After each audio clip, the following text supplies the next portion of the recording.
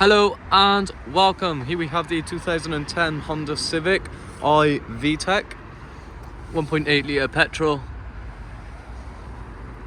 Does about 40 mile per gallon in a lovely sort of, what do we say? I think it's probably classed as silver, although it's more like a bronzy colour. It's got indicators on the mirrors, 5-spoke alloys. And yeah, the classic Honda Civic really. Obviously, as you can see, you've got the door handles not poking out on the sides there. I remember when they brought this in. I was young, but I do remember, and I love that. Lovely fabric interior, very clean. You got the extra pocket, extra storage there behind the passenger seat. You do also have the cup holders and the armrest there as well. Comfort for the passengers, and the amount of space behind as well.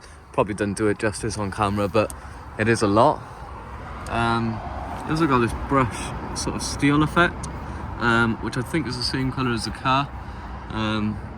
It's just little things really. Electric windows, and obviously you've got a cup holder there as well.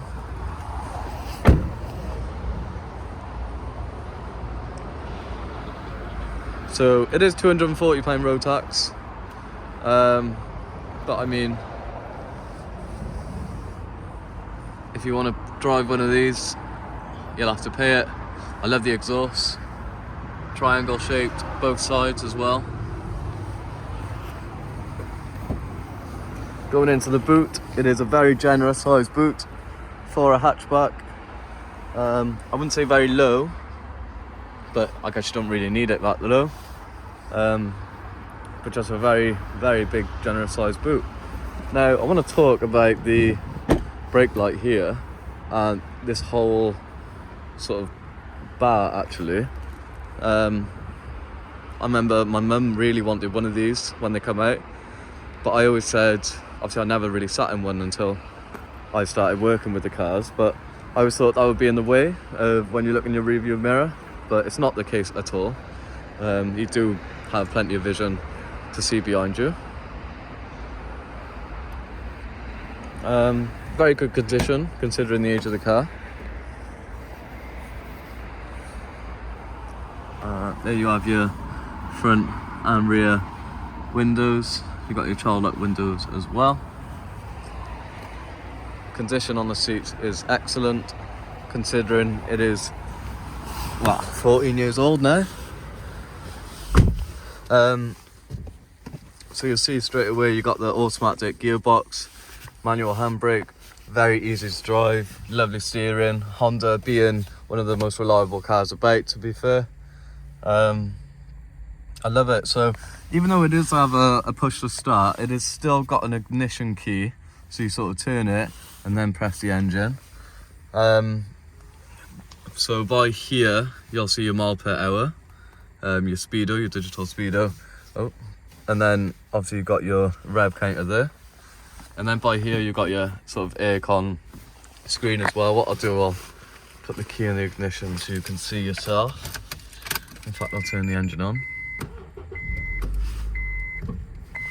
and look at that, just 50,000 miles on the clock.